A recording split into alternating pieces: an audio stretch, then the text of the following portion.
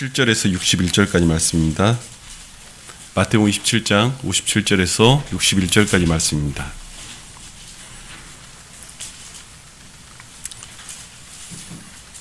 함께 교독하시겠습니다. 제가 먼저 읽겠습니다. 저물었을 때 아리마대의 부자 요셉이라는 사람이 왔으니 그도 예수의 제자라.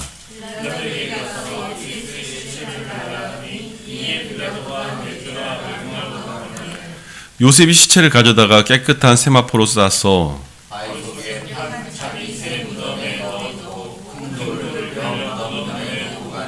함께 읽겠습니다. 거기 막달라 마리아와 다른 마리아가 무덤을 향하여 앉았더라. 아멘. 한 번 더 기도하시겠습니다. 하나님 아버지, 우리에게 은혜를 더하여 주셔서 오늘 이 전이 주의 성령으로 충만하도록 채워 주시옵소서. 날마다 하나님의 역사와 주의 일들을 바라보며 우리 등대교회가 하나님의 비전을 품고 걸어갈 수 있도록 우리의 인생과 삶들을 붙잡아 주시옵소서. 아버지께서 사랑하시는 교회 위에 주께서 일하심을 보여 주시옵소서. 예수님의 이름으로 기원하옵나이다. 아멘. 반갑습니다. 하나님의 크신 은혜가 오늘 이 예배 나온 여러분에게 항상 함께하기를 축원합니다. 우리가 인생을 살아가면서 사실 우리 그 정장로님이 한번 그런 말씀 하신 적이 있었는데, 뭐 지옥을 체험한 적이 있으시다 이런 얘기도 하신 적이 있으신데, 사실 우리들의 인생 속에서 우리의 삶을 결산하며 하나님 앞에 내어놓고 바라보는 순간들이 사실 우리에겐 다 있습니다. 어느 순간이든 걷다 보면 내 그 모든 인생의 과정을 주님이 어떻게 보셨는지, 그리고 내 삶의 그 시간들을 하나님이 어떻게 일하셨는지를 한 번쯤 멈춰서서 보게 만드는 시간들이 있죠. 우리 박 권사님 저기 얼굴이 안 보여. 좀 옆으로 좀 하셔서 너무 가리셔서. 예. 우리가 하나님의 이야기들을 대하며 바라볼 때 그러한 자리에 가는 순간들이 있습니다. 그런데 그런 분기점에서 우리가 어떤 시간들을 겪었고 어떻게 걸었는지 한 번쯤 멈춰서서 바라볼 때가 있죠. 오늘 말씀 속에 한 성경의 인물이 나옵니다. 그 사람은 아리마대 사람 요셉입니다. 그런데 아리마대 요셉은 이 마태복음에 이렇게 표현되어 있지만 요한복음에도 마찬가지로 등장하고 그 다른 복음서에도 각자의 다른 모습들대로 등장을 합니다. 근데 마태복음은 부자라고 표현했고, 아리마대 사람 요셉을 요한복음에 표현할 때는 이 사람이 사실 고위공직자, 공의원이었고 그런 인물로 등장을 합니다. 그러니까 사회적 지위가 있었는데도 예수님의 제자가 된 사람 중에 한 사람인 거죠. 부자이면서 사회적 지위를 가진 사람, 그런 이가 지금 이 앞에 있습니다. 근데 아리마대 요셉을 설교를 한다는 게 사실 사람들이 이게 왜 설교를 할까라고 생각되어지지만, 지난주 수요일 날도 여러분하고 말씀을 나눠보고 또 주일날 부활주일로 말씀을 나눴는데, 과연 우리가 부활을 믿느냐라는 그 질문 앞에서 사실 그 이후에 이 말씀을 한 번 더 보겠다는 생각이 들었습니다. 아리마대 요셉만 하지 않았던, 다른 제자들이 하지 않았던 특별한 제안이 성경 속에 기록되어 있거든요. 뭘 얘기를 하냐면요, 예수님이 십자가에 달렸을 때 그가 죽음을 맞이했다는 얘기를 듣고 이것을 찾아가서요, 내게 예수의 시체를 달라고 요청한 사람은 아리마대 부자 요셉이었습니다. 빌라도에 가서요, 예수님의 시체를 달라고 말을 하죠. 그런데 여러분, 이때 당시에 예수님의 시체는 뭘까요? 그러니까 제가 이렇게 말씀드리는 건 뭐냐면요, 엠마오로 가는 두 제자는 거의 뭐라고 말했죠? 가면서 그 놀라운 일을, 그 엄청난 일을 여러분 당신은 모르십니까? 라고 예수님한테 물어보면서 얘기하죠. 예수님이 변장을 하고 정말 다른 모습으로 나타나니까 그 앞에서 얘기를 하지 않습니까? 그들의 엠마오로 가는 제자들의 마음은 뭐예요? 떠나는 거죠. 완전히. 부활이라는 건 믿어지지 않았고, 부활이라는 얘기는 했지만 믿어지지 않았고, 십자가에 달린 그 상황, 의인이 십자가에 달리는 그 상황을 보면서 처절한 마음에 세상 끝났다, 인생 끝났다, 막 그런 마음을 가지면서, 가끔 그 기사나 요즘에 미디어가 워낙 발달한 시대니까 보다 보면은 정치를 보면서 이 나라가 끝났다, 뭐 너무 많이 들었죠. 저는 그 말을요 너무 많이 들은 것 같아요. 매 시대 때마다 이쪽에선 이쪽대로 나라가 망했다, 이쪽은 이쪽대로 나라가 망했다. 근데 마치 그런 것처럼요, 뭐가 하나가 정권이 바뀌면 나라가 망했다고 서로들 이야기하는데, 제가 볼 때는 그 뒤에 하나님의 긴 역사가 있지 않습니까? 하나님이 이루시는 긴 역사가 있는데 그건 안 보이고 그냥 매번 그냥 나라가 망했다고 이야기하는 거예요. 예수님이 십자가에 돌아가시니까 나라가 망했다. 나라가 망했고 우리 이스라엘 백성 망했다. 끝났다. 이게 바로 엠마오의 두 제자가 하던 행동이에요. 그리고 그들을 사랑한 예수님이 그들 곁에 다가와서요, 그들의 눈을 띄어서 주님의 일을 보여주는 거죠. 부활에 대하여 이야기해 주는 거죠.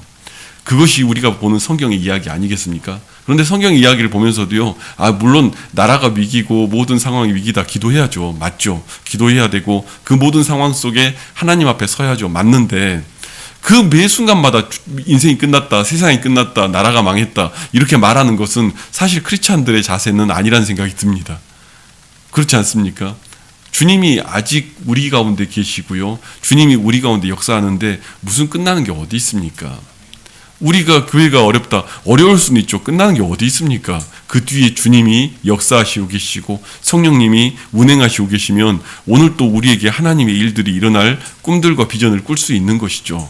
그것이 예수님이 부활하셔서 엠마오로 가는 제자에게 말을 했던 거예요. 그런데 여기 성경의 인물에 되게 특이한 인물이 한 명이 등장합니다. 예수님의 제자들은 바구 신앙 고백도 했고요, 아주 예수님을 사랑하는 것처럼 얘기했는데요, 시체를 달라는 말을 한 사람은 아리마대 사람 요셉이에요. 모르겠어요. 사회적 지위가 있어서 그가 어느 위치가 되기 때문에 말을 했을 수도 있죠. 그런데요, 여러분, 사회적 지위가 있으면 더 말 못합니다. 그렇지 않습니까? 왜요? 우리가 성경에 뭐라고 말하죠? 나무에 달린 자 저주를 받았다. 이것이 성경에 달린 이야기죠. 성경에 쓰여있던 이야기죠. 구약에 나무에 달린 자는 저주를 받았다가 구약 성경 속에 기록되어 있는 이야기예요. 그러면 예수님이 나무에 달렸으면 그건 저주받은 시체인 거예요. 이건 저주받은 시체이니까 건들면 안 되는 거예요. 그 온 집이 다 저주를 받는 거거든요. 그런데 그것을 그 제자들도 하지 않는, 어찌 보면 정말 12제자도 하지 않는 일을 아리마대 요셉이라는 사람이 자기의 직위와 간판 다 놓고 시체를 달라고 요구한다고요? 이게 쉽겠습니까? 쉽지 않죠. 그는 어떤 마음이었겠습니까? 이 마지막 시체를 내가 메고 가겠다라는 그 결단과 신앙의 고백을 하고 있는 것이죠. 그런데 여러분, 우리는 한 가지 너무 귀한 사실을 알고 있습니다. 예수님은 부활하셨습니다. 그는 3일 만에 부활할 것을 누누이 말을 했고요, 그가 십자가에 달리고 그 가운데 있을 때도 정말로 그 누누이 말한 제자들을 알아줬으면 했을지도 모릅니다. 그래서 부활한 이후에 제자들을 찾아가는 거죠. 그런데요, 믿질 않아요, 다들. 그 시체를 메고 나오면서도요, 부활한 예수님은 생각하지 않는 거예요. 우리는 성경의 이야기를 합니다. 예수님은 부활하셨습니다. 그러하기에 이 부활이 이 사람의 삶 속에도 그 부활로 맺어지는 거예요. 아리마대 요셉은 어디다가 예수님 시체를 둔 거라고 성경에 나와 있습니까? 이 당시에 부자들은 자기 무덤이 있었어요. 자기가 죽으면 갈 무덤을 준비해 놨었어요. 그런데 자기가 누울 무덤에 예수님을 모시고 간 거예요. 그의 시체를 메고 예수님을 모시고 간 거예요. 우리는 성경을 보면서 압니다. 이 시체는 3일 만에 부활을 합니다. 이 시체는 3일 만에 부활을 해요. 그리고 그의 부활의 그 장이 됐던 그 무덤은 지금 부활 교회가 되었어요. 그가 자신의 무덤일 수밖에 없는 그 자리가 대대의 시간이 흘러가 예수님이 부활한 장소가 되어버렸어요. 저와 여러분에게 이런 일이 일어나기를 원합니다. 여러분, 사람들이요, 신앙생활을 하면서요, 오류를 범하는 것 중에 하나가 뭐냐면요, 뭔가 될 것 같은 것에다가 헌금하고요, 뭔가 될 것 같은 곳에다가 투자를 해요. 그런데 여러분, 제 삶의 경험으로만 두고 이야기를 해도요, 그런 것들이 부활하는 경우 별로 없습니다. 남이 가지 않는 길, 남이 하지 않는 선택, 남이 하지 않는 그 자리에서 아무도 모르지만 주님이 보시는 눈 안에서 그것이 부활하는 것들을 저는 더 많이 보지. 사람의 눈으로 화려해 보이는 곳은요, 모든 사람들이 넓은 길로 가는 곳과 똑같은 거예요. 강남의 큰 교회, 막 대형 교회 헌금 많이 하죠. 왜냐하면 옆에 실업인회가 있고 막 이러니까 이 사람들한테 잘 보이면 내가 좀 될 것 같으니까, 그것 부활할 것 같으니까 열심히 투자하죠. 여러분, 그게 부활이 될 것 같습니까? 저는 여러분에게 하나님의 귀한 은혜가 있기를 바랍니다.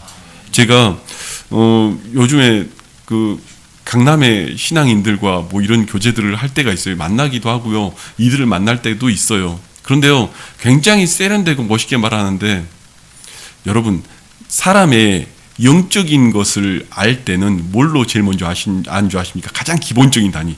사람의 영을 분별하는 가장 기본적인 단위는요, 여러분, 말의 분별입니다. 저 사람이 무슨 말을 하는지, 그리고 그 사람의 말이 어떤 방향을 향해 가는지 보면 그 사람의 원함과 그 바람들이 보이는 거예요. 그래서 영의 분별에 그 사람의 중심에 성령 하나님이 있다, 아니면 악령이 있다, 아니면 원하는 인간적인 욕심이 있다, 그들이 나한테 요구하는 원하는 바들이 있다, 그 밑바닥을 보려면요, 말을 자세히 들어보면 거의 다 알아요.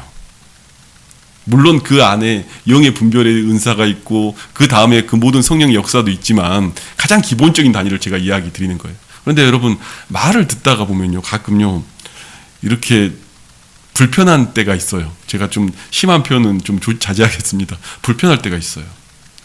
굉장히 세련되고 나는 이런 신앙을, 이런 생활을, 이런 것들을 막 하겠다고 하는데 그 속에요, 다 자기 욕심들로 가득 차 있는 거예요. 나는 하나님을 위해서 이렇게 살겠다, 이런 모습으로 살겠다, 이렇게 하는데 다 온통 자기 욕심으로 가득 차 있으면요, 여러분, 있기가 너무 불편해요. 듣고 있기가 불편해요. 자기 욕심으로 가득 채워서 이야기하는데 굉장히 멋지게 신앙생활 하는 것 같죠. 그런데 여러분, 주님이 보셨을 때는요, 저는 토해버릴 것 같아요. 주님이 보셨을 때는 그거 토해버릴 것 같아요, 다. 제가 수요예배 때 여러분에게 그런 말씀 잠깐 드렸습니다. 녹화가 좀 안 돼서 좀 안타깝긴 하지만 무슨 얘기를 드렸냐면, 사실 여기 계신 여러분들에게는 하나님의 놀라운 기회가 왔습니다. 왜냐하면 예수의 시체를 메는 자리가 바로 여러분에게 허락된 은혜의 자리이기 때문이죠. 이 등대교회를 메고 걸어가는 그 모습들 보면요, 제가 장로님들 뵈면서도 그런 마음 들어요. 가끔 이 모습과 하는 그 모션들이나 이야기들 듣다 보면, 야, 이건 목사보다도 교회를 더 사랑하신다, 이런 마음이 들 때가 있어요. 순간순간. 아, 그래서 또 이렇게 보는구나 하는 순간들이 있어요. 저는 여러분, 그 모든 자리에 우리가 주어질 때요, 남들이 볼 때는 화려하고 멋진 것 속에 뭔가 있을 것 같지만 여러분, 그 속에요, 제대로 된 거 별로 없습니다. 거기다 던진다고 해서 하나님이 나에 대하여 어떤 평가를 한다, 그러지 않습니다. 큰 교회요, 헌금 많이 합니다. 그런데 여러분, 이 작은 교회는요, 헌금하기 쉽지 않습니다. 왜냐하면 부활 안 할 것 같거든요. 이 시체는요, 저주받은 것 같거든요. 이 자리는요, 없는 것 같거든요. 이걸 한다고 해서 나한테 돌아올 게 없는 것 같거든요. 그런데 여러분, 진짜 부활의 현장은요, 거의 대부분 다 무너지고 망해가는 자리가 거의 부활의 현장이 될 때가 많습니다. 제가 좀 말이 좀 표현이 좀 그런데요, 저는 제 인생에서 어느 순간에 하나님의 성령의 은혜를 받았던, 그리고 그 모든 시간들 앞에 돌아갔을 때 하나님이 나의 뭘 보고 내게 은혜를 줬을까, 이런 생각할 때가 많아요. 저는 저번에도 한번 말씀드렸지만, 주님이 왜 날 사랑하실까, 이것에 대해서도 의문을 가졌던 사람이니까, 하나님 나한테 왜 이렇게 큰 은혜를 주셨습니까? 라고 고백하던 적이 참 많아요. 왜냐하면 사실 그만한 은혜를 받았으니까 그만한 죄를 이기고 승리하며 걸어온 거지, 사실 그 은혜를 못 받으면 다 무너지는 게 다 똑같지 않습니까? 사람 누군가가 더 뛰어나서 괜찮은 자리에 간 게 아니라 은혜 받아서 은혜를 주신 하나님이 계시기 때문에 우리가 신앙생활 가능한 거지, 은혜가 없으면 못 사는 겁니다. 아멘이세요? 다 은혜 받아서 온 거지, 뭐가 더 나은 사람이 어디 있겠습니까? 그런데 제가 뭐 때문에 하나님한테 그런 은혜를 받았나, 이렇게 돌아보니까 저는 그런 생각을 했어요. 제가 전도자로 살아서 하나님 내게 은혜를 주셨나? 이런 생각을 했어요. 근데 그것도 아니더라고요. 저한테 하나님이 그 길 가운데 넘어지지 않게 나를 붙잡아 주셨던 일은 사실 남들이 볼 땐 굉장히 작은 일이었는데 주님이 보셨을 땐 큰 일이 있더라고요. 제가 언젠가 말씀 한번 나눴지만 지방의 외국인 교회에 사역을 했어요. 그런데 지방의 외국인 교회니까, 전라도 최초 외국인 교회니까 사역자가 없는 거예요. 원래 사역자를 모셔왔죠. 예수전도단에서 목사님 부부가 왔어요. 그런데 사모님이 말이 한국인이지, 우리로 말하면 버네너라고 하죠. 그 외모는 한국인인데 속은 완전히 서양 사람인 거예요. 사모님은. 남편 목사님은 완전히 한국 사람인데 이분이 그런 거예요. 근데 이분이 지금 생각하면 이해가 가요. 왜냐하면 그때가 90년대 후반이니까 그때 그 버네너인 그 한인 사모님이 한국에 와가지고 그 문화 충격이 얼마나 컸을지, 저는 그것도 지방에 와가지고 충격이 컸을지 지금은 이해가 안 돼. 그때 당시엔 저도 이해가 안 갔어요. 사모님 왜 여기서 스트레스를 받는지에 대해서 이해를 못했어요. 끝내 고부간의 갈등 때문에 오셔갖고 그 이혼을 하셨어요. 근데 이게 교회적으로 너무 큰 일이죠.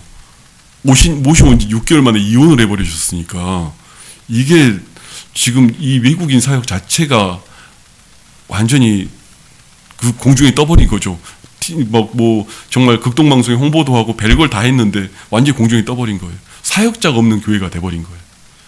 그때 제가 주님 앞에 기도를 했는데 저한테 하나님께서 그런 감동을 주시는 거예요.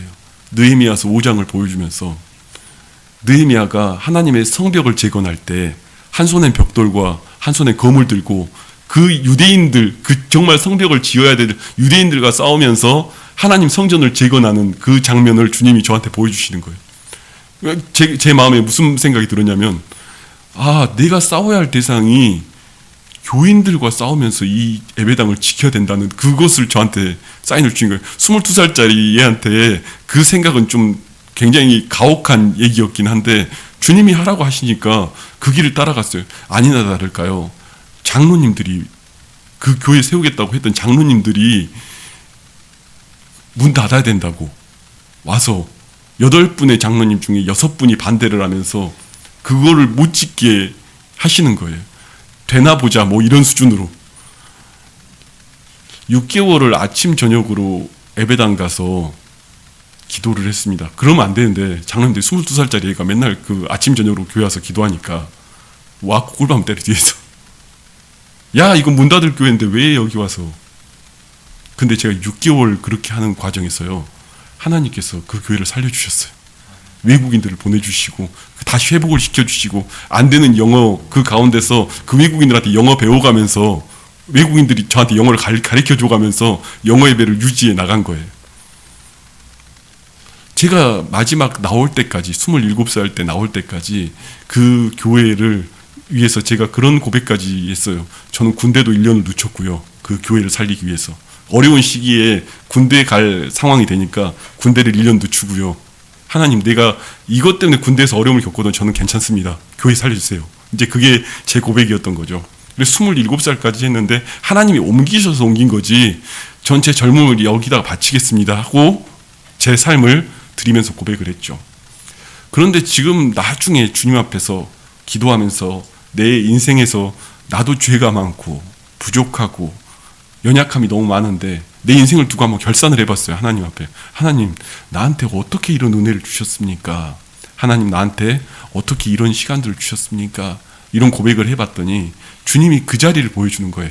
꿀밤 맞아가면서 아침 저녁으로 기도하면서 그 자리를 지켰던 거, 그 교회 살려보겠다고 안간힘 쓰면서 그 외국인 성도들한테 다 연락해가면서 기도 제목 물어봐가면서 찾아다닌 거, 그거를 주님이 나중에 보니까 그 교회 살린 것을 그렇게까지 귀하게 여기시더라고요. 저는 여러분들이 오늘 그 시체를 메고 있다면 그 복이 여러분의 복이기를 원합니다. 이것은 제가 주는 것도 아니에요. 그러나 하나님은 심는 대로 거두게 하시는 그 원리 속에 우리에게 복과 은혜를 더해 가십니다. 심는 대로 거두게 하시는 은혜가 있는 거예요. 남들이 보면 어떨지 모르지만 우리가 그 걸어가는 그 모든 과정 속에 하나님의 일들이 있는 거죠. 여기 계신 모든 분들은 사실은 이 등대교회에 다 심으신 분들입니다. 내 시간들, 삶들, 물질들, 환경들 다 심으신 분들입니다. 저는 제가 할 수 있는 것은 무엇이냐면 이 심은 그 복이 여러분의 삶에 그대로 복으로 역사하기를 간구할 뿐입니다. 예수의 시체를 매는 거요. 남들이 보면 저주받았다고 그래요. 남들이 보면 이게 뭐냐 생각을 해요. 그렇지만요, 하나님은요, 다 분명히 우리에게 기억하시고 계십니다. 그리고 우리 인생 속에 분명하게 주님의 이야기를 하시죠. 오늘 아리마대 요셉은 그 부활에 대하여 믿었는지 안 믿었는지 모르겠어요. 어쩌면 부활을 제대로 못 믿었던 사람인 것 같아요. 그 시체를 매면서도 그 생각을 했을 거 아닙니까? 아이고, 만약에 정말 부활을 믿었다면 시체를 무덤에 가져갔을까요? 아니죠. 자기 집에 제일 좋은 자리에 모셨겠죠. 부활하는데, 3일 있다 부활하는데 이거 모셨겠죠. 근데 부활을 못 믿었으니까 무덤으로 가져갔죠. 그러나 우리는 알죠. 그 모든 결론을. 부활한 주님이 그 가운데 계신다는 것을요. 저는 여러분들의 삶에 그 부활이 있기를 축원합니다. 그 부활을 우리가 믿고 오늘 이 인생을 걸어가는 거예요. 저는 지금도 연약하고 죄 많고 부족함 투성입니다. 그런데 하나님이 그 부족한 사람을 붙잡아서 넘어질 때마다 세우고 일으키시는 그 은혜를 날마다 경험을 하면서 살아가는데, 그 과정 속에서 어디서 하나님이 나한테 그렇게 하셨을까? 남들에게 말 못한 그 모든 이야기가 저는 그 자리였던 것 같아요. 그 시간 가운데 그 교회 한번 세워보겠다고. 여러분, 교회는요, 굉장히 귀한 자리입니다. 왜냐면요, 창세기 1장에요, 모든 만물을 창조하시고 제일 먼저 시작한 게 여러분 교회예요. 이렇게 말하니까 이상하죠. 아담과 하와 가운데 주님이 선 그 가정이라는 그 가정이 하나의 교회예요. 주님을 바라보고 대화하며 나누는 그 교회. 그러니까 창세기 2장부터 온 인류를 창조하고 창세기 2장부터 시작한 게 교회예요. 그리고 그 교회 가운데 우리가 어떤 마음을 갖고 어떻게 섰느냐에 대해서 주님이 보시고 우리에게 이야기하시는 거예요. 그 이야기가 오늘 성경 전체에 대한 이야기죠. 여러분, 여러분의 드려지는 그 모든 자리가 진정한 부활을 믿고 할 수 있기를 바랍니다.